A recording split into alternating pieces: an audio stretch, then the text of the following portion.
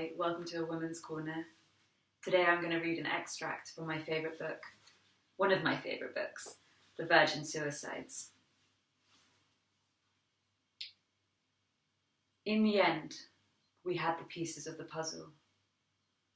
But no matter how we put them together, gaps remained, oddly shaped emptiness mapped by what surrounded them, like countries we couldn't name.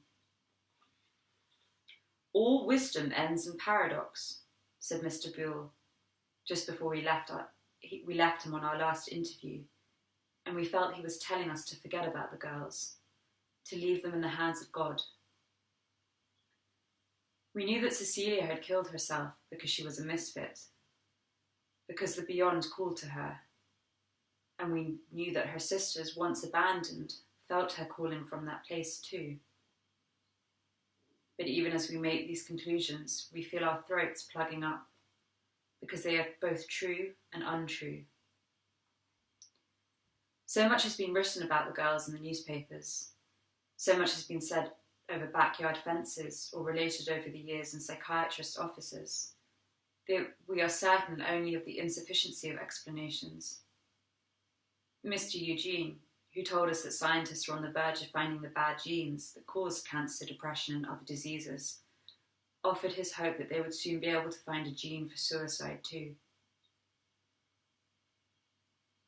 Unlike Mr. Headley, he didn't see the suicides as a response to our historical moment. Shit, he said. What have kids got to be worried about now?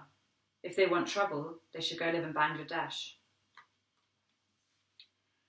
It was a combination of many factors, Dr. Hornicker said in his last report, written for no medical reason, but just because he couldn't get the girls out of his head. With most people, he said, suicide is like Russian roulette. Only one chamber has a bullet. With the Lisbon girls, the gun was loaded. A bullet for family abuse. A bullet for genetic predisposition. A bullet for historical malaise. A bullet for inevitable momentum. The other two bullets are impossible to name, but that doesn't mean the chambers were empty. But this is all a chasing after the wind. The essence of the suicides consisted not of sadness or mystery, but simple selfishness. The girls took into their own hands decision better left to God. They became too powerful to live among us, too self-concerned, too visionary, too blind. What lingered after them was not life, which always overcomes natural death, but the most trivial list of mundane facts. A clock ticking on a wall, a room dim at noon, and the outrageousness of a human being thinking only of herself. Her brain going dim to all else, but flaming up in precise points of pain, personal injury, lost dreams. Every other loved one receding, as though across a vast ice floe, shrinking to black dots waving tiny arms out of hearing.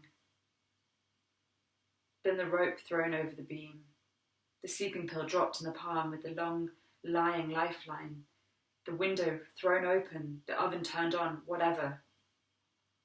They made us participate in their own madness, because we couldn't help but retrace their steps, rethink their thoughts, and see that none of them led to us. We couldn't imagine the emptiness of a creature who put a razor to her wrists and opened her veins, the emptiness and the calm. And we had to smear our muzzles in their last traces of mud marks on the floor, trunks kicked out from under them. We had to breathe forever the air of the rooms in which they killed themselves. It didn't matter in the end how old they'd been, or that they were girls, but only that we had loved them, and they hadn't heard us calling. Still do not hear us, up here in the treehouse, with our thinning hair and soft bellies, calling them out of those rooms where they went to be alone for all time. Alone in suicide, which is deeper than death, and where we will never find the pieces to put them back together. Thank you for listening.